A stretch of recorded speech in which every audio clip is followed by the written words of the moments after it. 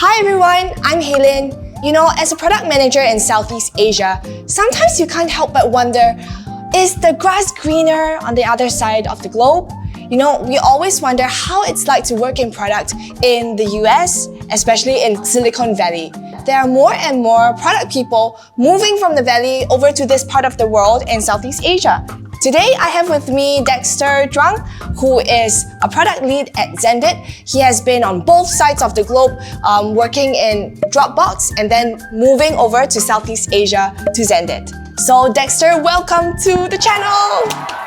Thank you so much, Aileen, for the kind introduction. I'm super excited to be on this channel today. I'm a product lead at Xendit, currently a fintech unicorn in Southeast Asia. But before that, I actually lived in the US and worked in Silicon Valley. I worked at Dropbox and other growth stage tech startups there from the Series A to the pre-IPO stages. I worked across a bunch of different industries like the fintech, SaaS, edtech industries, worked with B2B and B2C kind of business models, and got to work across a lot of different kinds of product domains.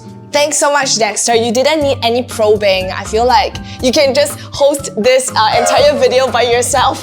But yeah, thanks so much, Dexter. Dexter, you talked about like you starting off having your first internship at Udemy, and then after that, eventually moving into product. So I was wondering, like, how do you eventually make that transition? Because your first Udemy role was not in product.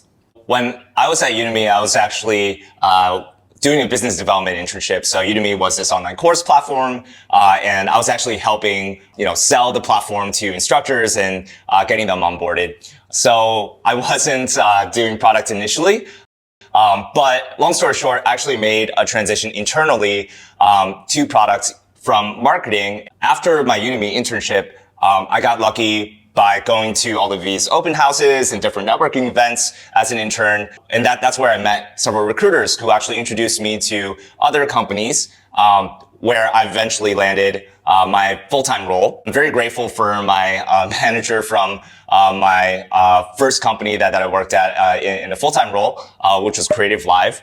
It was also an online education startup backed by Greylock VCs at the time. And the recruiter was the one who connected me with Rick, and Rick, my manager at the time, put me into a marketing role. He also gave me an opportunity to transition into the product department.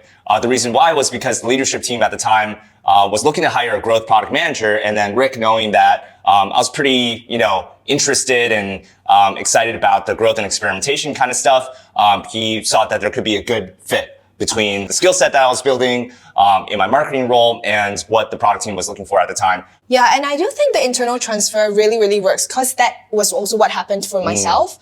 Yeah, and I think that because it makes sense, since it really lowers the costs of hiring someone totally new. And over here, you already have a track record in your company, and you also be having like more bargaining power to make that transition, and you know who to look out for as well. And back when you were in Dropbox, you actually saw its growth from pre-IPO to IPO, and you were there for about 4 years. And thereafter, you saw like the growth team really grow as well, from 6 people to about like 60 to 65 people. So that was really amazing. And what was even more astonishing and impressive was that you were also promoted within like 1 year of joining that. So how did you accomplish that, and what are like your secrets to kind of like growth hacking your product trajectory? Thanks, Haley. I don't know if I would say I was really growth hacking my personal kind of career trajectory, but one key lesson that I learned was that, I really benefited from having managers who advocated for me, and who gave me the opportunity, to be able to join great companies, join great teams. So I mentioned Rick, my manager from Creative Live, gave me the opportunity for the internal transfer. Just now, Alex, my manager at Dropbox, he gave me the chance to hire me onto the growth team and join early. But also he really helped set me up with great opportunities within the team. And then the other key lesson I learned is it's not enough for the manager, to give you great opportunities, you have to also be the one to take advantage of those opportunities. Treat yourself as a product, right? So a lot of times people, when they're looking for a new role or thinking about their own professional development, they're thinking of, okay, what's in it for me? Like what can the company do for me? But it's much more beneficial to think about, okay, if I'm the product and I'm helping, I'm something that can help my manager. I'm a product that can help my company. Like what are the features there, right? Or what are the, value props that I'm actually fulfilling, for the company. And, that was one of the key lessons that I really learned throughout my time at Dropbox, because, I was forced to, confront with, okay, like we have all of this, business opportunity that we need to really take advantage of. How am I going to be one of the levers, that's really going to help my team take advantage of all of those opportunities? It's really about taking like the initiative and being proactive in identifying the current gaps, and then going in to kind of put in with your own solution and getting people on board on the way as well. That's right. Yeah. So really thinking of yourself as the product, as a solution. Once you identify what those different, blockers for growth are, what the different problems, your customers are facing, right? If you can position yourself as the product, then I think that's going to make it a lot easier of a conversation when you're talking to hiring managers, for your job search, or when you're talking to your current manager about, am I up for promotion next? Right. And especially it's true because in those early days of a startup, things are very, very highly unstructured. So there is really immense opportunity for you to go in and then put in your own creative juices and build something for that company without waiting for your boss to come in and tell you to do something. Definitely. And I would say that kind of leads me up to just one more key lesson, which is that I had a kind of insatiable kind of appetite for learning, during that time at Dropbox. I just want to learn about everything possible, that I could take away from that company and then from the industry. And I think that hunger for learning really drove me, and that really helped me, take advantage of, kind of the L&D opportunities that we offered. I tried to attend, different speakers that kind of came and shared their lessons from the industry, as well. And I budgeted,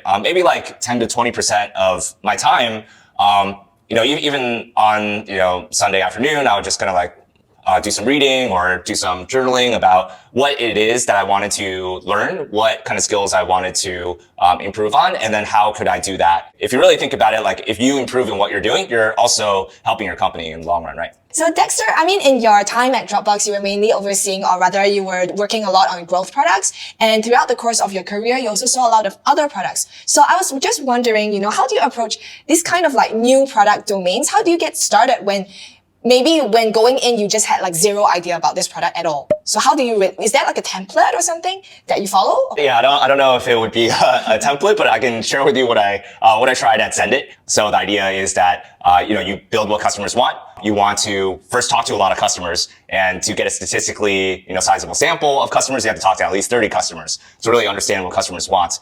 And after you actually understand, the pain points that your customers are facing, then you can start forming your hypotheses and start testing out your hypotheses with your customers, right? For what solutions that might actually work to solve the problems that you have identified previously. And the way that you measure success and traction is by achieving a certain month-on-month growth rate for that particular product. So that's kind of like a very short overview of what the YC playbook is, and we adapted that actually to the new product domains at Xendit. I want to also quickly share what helped me to kind of learn these new skills along the way. I would say, learning to talk to customers is very different from just having a normal conversation, like, with your business partners. Because you're really trying to talk to customers in such a way where you're not leading them on about a particular answer. You're not trying to say, hey, my product idea is this, like, isn't it great? Like, that's definitely a no-go when you're trying to build a new product. So instead, a lot of the questions that you might be asking customers might be more asking them about, hey, what are, examples of when you are trying to manage your payments? Walk me through step by step what that process looks like. And then, you can start talking about what they actually do with workarounds, and that can give you more insight into their actual pains. So I learned these lessons, by the way, from a particular book. It's called The Mom Test. It's a fantastic book. I highly recommend it if you're interested in learning about good ways to do customer development. You know, you talked about Xendit a little bit, and Xendit, of course, is a unicorn in Southeast Asia. So I was just wondering, you know, what happened in the middle between like Dropbox and Xendit, and why did you decide to relocate to this part of the world from the Valley to Southeast Asia? After 4 years of working in Dropbox, and after going through the IPO, it was a time where I really wanted to transition to the next thing. So I felt a little bit, honestly, burned out of living in the Bay Area, and I really wanted to actually take a break. In terms of my work, I think a lot of people don't talk enough about this, but I think the tech industry in Silicon Valley and also in Southeast Asia works really hard, and I think it's okay, and I think it should actually be encouraged to take a break sometimes. So for me, what I did was I realized I had this dream to take a travel sabbatical. Ever since high school, I wanted to spend some time in actually Southeast Asia, Europe, South America, but I honestly just didn't have the funds or the time to do so in my 20s. That is until after I left Dropbox, I realized, okay, I actually have a little bit of savings now. I have a little bit of time to actually do the things I've always wanted to do. So I finally, pulled the trigger on that dream and decided to go on that travel sabbatical. And I had an amazing time. I 100% would recommend it to anyone who have ever thought about doing this. But during that time, I actually spent some time in Singapore, in Indonesia, in Vietnam. In Southeast Asia. I also spent some time in South America and Europe. And I also met my partner, current partner, during that sabbatical, which will be a story for another time. But what we realized at the end of that sabbatical is that we loved Southeast Asia. We loved, from a personal standpoint, being able to experience so many different cultures and experience so much great food and amazing nature. And on the professional side, there was an up and coming tech industry. We saw a lot of great startups being built in Singapore, in Indonesia, and we thought it was quite exciting to be a part of that ecosystem and to be able to really help contribute to the development of the startup ecosystem. So that's why, after doing that whole travel sabbatical thing, we wanted to come to Singapore. And I was really excited about, finding a startup that would be working to kind of build the infrastructure for the region, because I could see a lot of really interesting work being done in that space.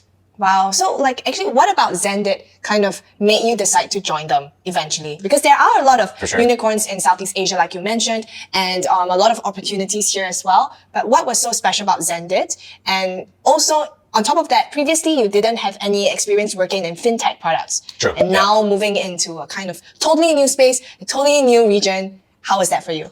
Definitely. Yeah. So I've always been, a firm believer, in always, doing something new in the next stage of my career. So, I try not to actually repeat myself too many times, like doing the same thing over and over. So for me, I was actually looking for new experiences, in, starting a new job, in Southeast Asia. So what I was looking for were opportunities to work at growth stage startups where I could build teams, where, I could, build new products, where I could work with, regional markets.